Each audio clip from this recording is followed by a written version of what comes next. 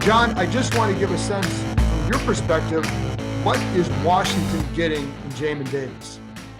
Yeah, I think first and foremost, they're getting a really authentic, genuine, humble, hardworking young man that's going to go about his work the right way, cares about people, is going to care about his teammates, is going to want to have an impact on people bigger than just football. And so he's a really good kid. But I think on top of that, they're getting an outstanding athlete. Obviously, the physical tools are very, very obvious. I mean, he's long, he can run, very sudden, violent as a hitter, plays in space great. And so athletically very talented young man. And then has grown a ton between the years as a football player. Really, the last couple of years has really taken off. Just from the mental IQ, the football IQ standpoint, has really taken a real big jump forward. And to be quite honest, has still a lot of room to develop and grow. As much as I've seen him improve, like that's the exciting thing I think about Jamin for the Washington football team is I still think he's got 2 or 3 or 4 real big jumps in his play still in front of him. I don't think he's a done, finished product. Where do you see those jumps being made? What areas? Yeah, I just think I think anytime he played, he was a full-time starter here for one season.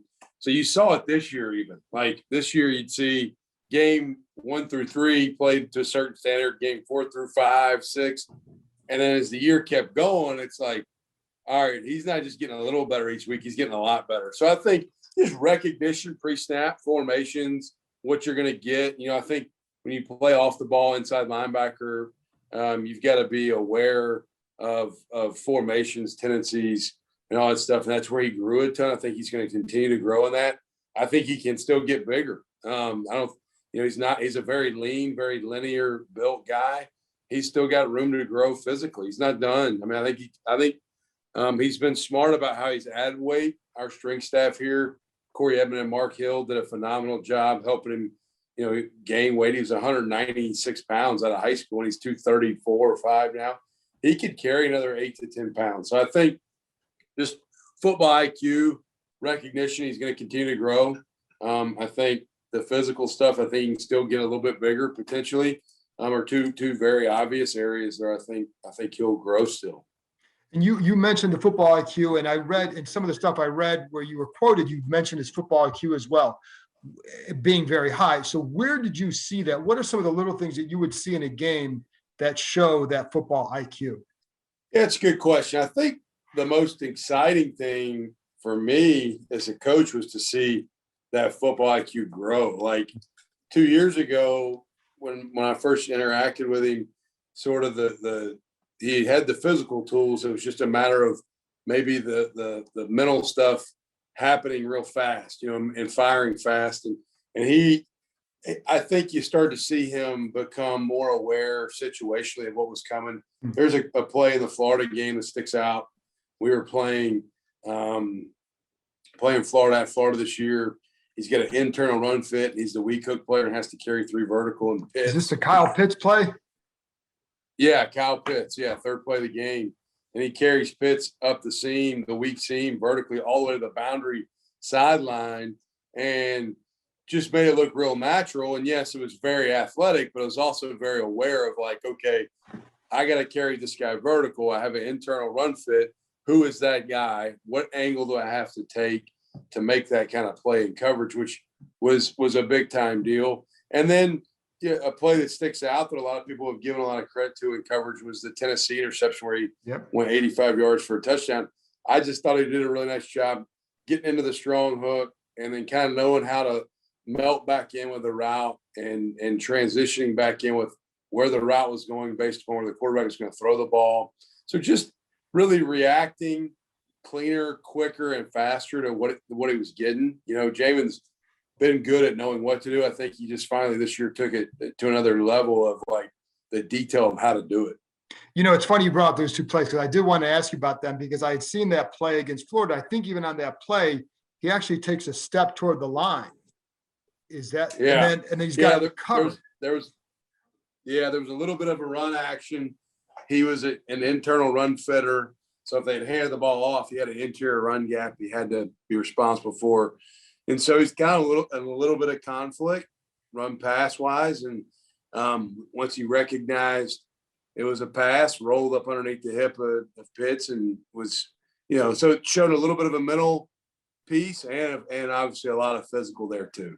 On the interception, because he made it look easy, and flipping his hips like that, he made it look easy. What, so it looks like that. When you see that, what are some of the little details of that play that jump out to you coaching that position? Yeah, Jamin makes a lot of things look easy that are not always easy, but the biggest thing, it's easy for guys a lot of times when maybe they're a zone defender and a hook drop to just get stuck and only be locked in on seeing the quarterback or just seeing the route, one or the other, not having a good feel for both. And to me, working to your landmark, working to the location we were having him drop to in that call, and then relating back to the receiver while still being able to have vision on the quarterback and play the ball. So being able to feel the route from the receiver, where is the quarterback, the timing of the route, the timing of the throw, just the piece of that instinctive stuff to lean back in, melt back in with the route to go make that play. So, I mean, that's a play that I think showed a lot of instinct and a lot of route recognition awareness. And then I've seen too, you talk about he prepared as if he were on a mission this year. What did you see him doing that suggested that made you say something like that?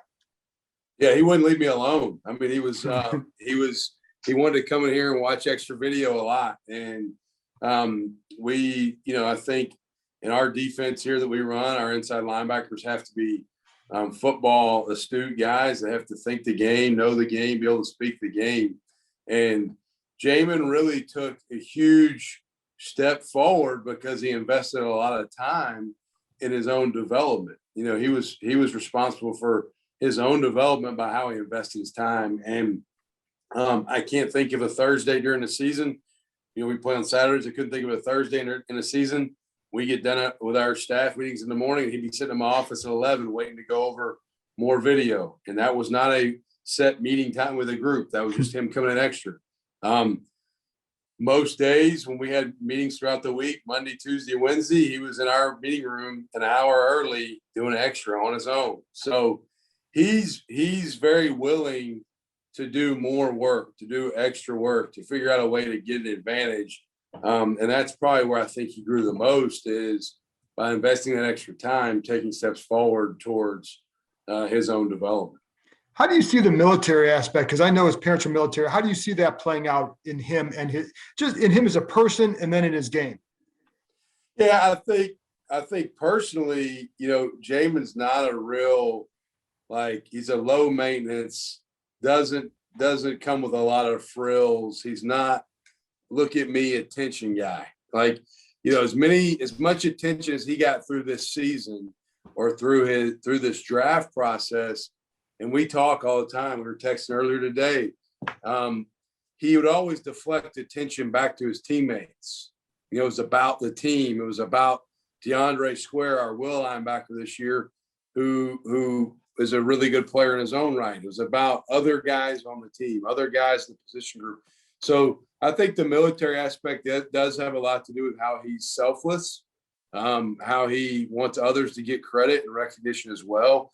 He doesn't want the spotlight. Now he's not afraid to step up and make those big plays, but it's not all about him. He's got some service-minded stuff in his head and in his DNA that comes probably from his family, mom and dad, both being in the service, military service. So that I think is a big factor.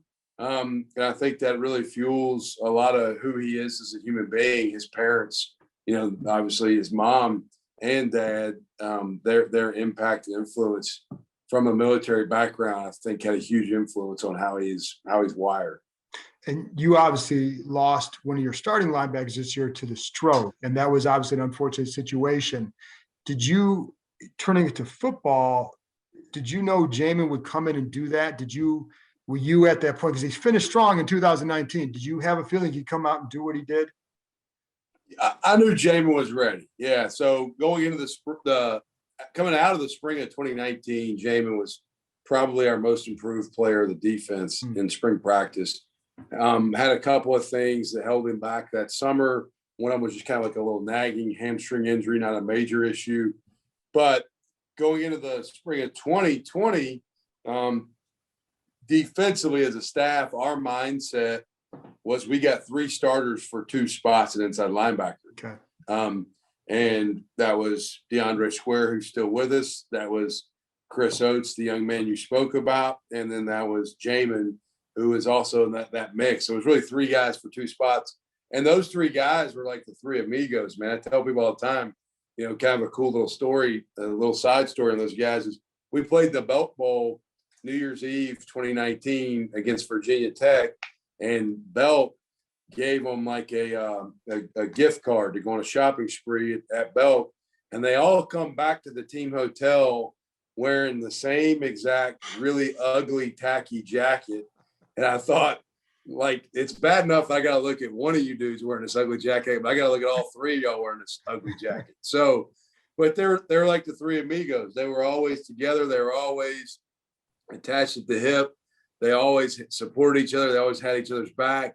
They were a very close knit group. Those 3 guys were, and so I think, you know, Chris's situation probably brought some focus into Jamin's life too, of like, hey, this sense of urgency thing's about to get real, and so I think because of that, it maybe expedited Jamin a little bit, and it also lit a little bit bigger fire under him to go attack it, because he was doing it for his brother, not just for himself. He's playing for something bigger than himself. So that goes back to why I think he always references his teammates. I think he gives Square.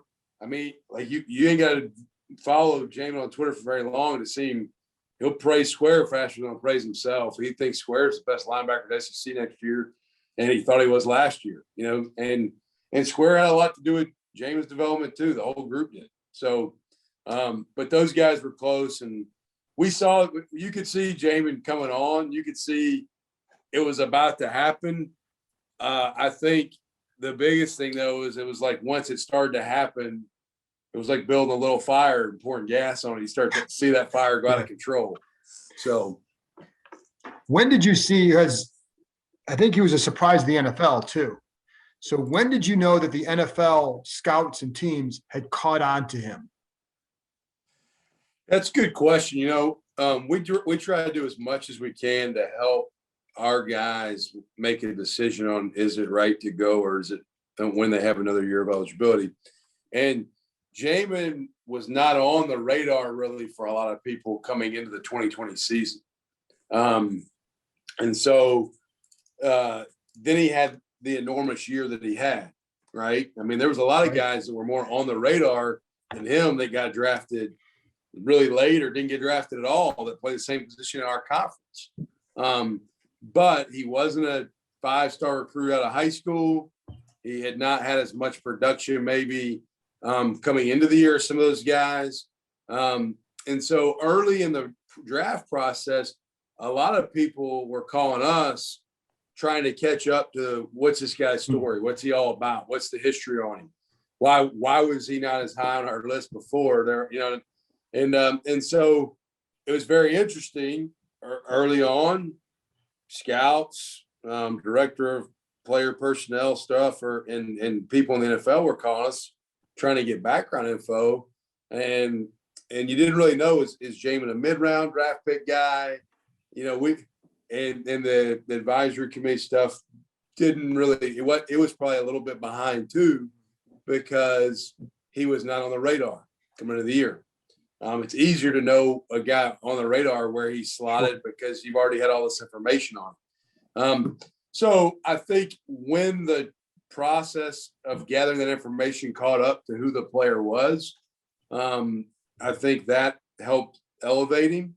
I think the more, you know, when people had a chance to go back and watch the video of the 2020 season, that elevated him, obviously. I think when they started to do their homework of what's this guy about away from the football field, that helped him. I mean, he's a great human being. He's a fantastic young man. he's the kind of kid you want in your building. And so that helped him. And then the last piece that I had more NFL teams call me back. I've referenced DeAndre Square, our will linebacker, a lot. DeAndre is like a football genius. Like DeAndre comes over and asks me questions. It's like, all right, wow, you're not like a normal player. Well, because he's just next level in how he thinks and sees the game. And I think Jamin grew a ton in that area by being in that meeting room. And maybe the best thing that happened through the draft process as a coach for me was I'd given all the teams my rundown. I said, hey, Jamin's a very conscientious kid who learning the game has come on fast here recently. There was a transition to the college game for him that took a little time. And I said, but right now he's ready. He's ready mentally. And the best thing that I had as a coach coming back was I can't tell you the number of teams that called me after doing interviews with him and said, wow, this dude's sharp, like football wise, he gets it. The last question I was going to ask, though, is about one of the, no player is perfect. And when he's still starting out like that, there are still things that he has to adapt to. One of the things you would hear about is defending the run. How did he develop there, and where do you feel he's at in that area? Yeah, I thought he grew in regards to his vision lines and seeing the box and seeing pullers and seeing different things that you see in the college run game. I think in college you see a lot of stuff run game wise because the quarterbacks run a little bit more and there's more design quarterback run that can be challenging and run fits at times. I think he saw it, started to see it cleaner. The one thing, that I think in the college game puts you in a bind a lot is there's a lot of RPO driven offenses. Right. So is it a run or a pass? What's my primary responsibility? How to react to secondary stuff. So just playing that game, but he saw things cleaner as time went. He processed faster as time went. I think that's probably where he grew as much as anything. He's just processing what he was seeing and reacting faster. But yeah, I mean, I think he grew in that regard. I think his ability to play in space has always been there. I think he became a cleaner player in the box. I think he'll continue to grow in that area as a pro. I think he'll continue to take steps forward in that area and make jumps as he goes. And I think you went to a great situation. I think having the front that's there in place is obviously going to help him. So I think he fits perfectly for what they're trying to do there. Yeah, that front's going to help any linebacker, especially one who has that kind of speed. And once you get that recognition and you don't have to worry about all these quarterbacks running, right, makes it a lot easier to react. And so absolutely. So, well, John, thank you very much for joining me. Great insight, and I really do appreciate it. Appreciate you. Thank you for the time. Best of luck to you. Thank you.